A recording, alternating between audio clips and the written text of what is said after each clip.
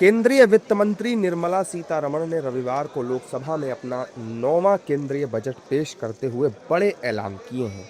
वित्त मंत्री ने बजट में किसानों का खास ध्यान रखा है।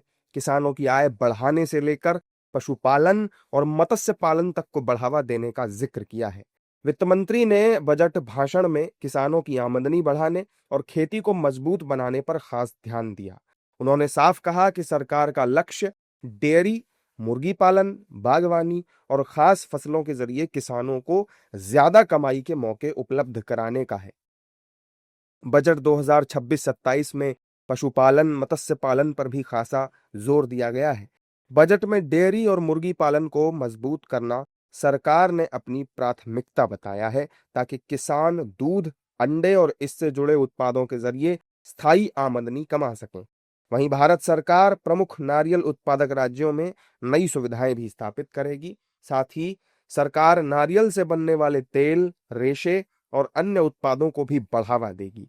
सरकार पशुधन किसान उत्पादक संगठनों को भी बढ़ावा देगी। इस बजट में मत्स्य पालन के क्षेत्र के लिए रिकॉर्ड 2,703 करोड़ रुपए का प्रावधान किया गया है। वहीं प्रधानमंत्री मत्स्य संपदा योजना के तहत 500 नए तालाबों के निर्माण और 12,000 नई मत्स्य सहकारी समितियों की स्थापना की घोषणा भी की गई है।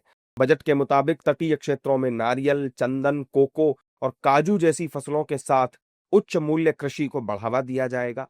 पर्वतीय क्षेत्रों में बादाम, अखरोट और पाइन नट जैसे मेवों की खेती को प्रोत्साहित किया जाएगा और उत्पादन और उत्पादकता बढ़ाने के लिए नारियल संवर्धन योजना भी बनाई जाएगी।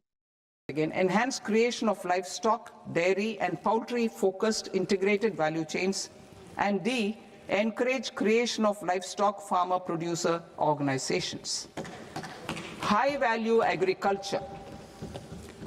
To diversify farm outputs, increase productivity, enhance farmers' incomes and create new employment opportunities, we will support high value crops such as coconut, sandalwood, cocoa, cashew in the coastal areas, agar trees in northeast, and nuts such as almonds, walnuts, and pine nuts in our hilly regions.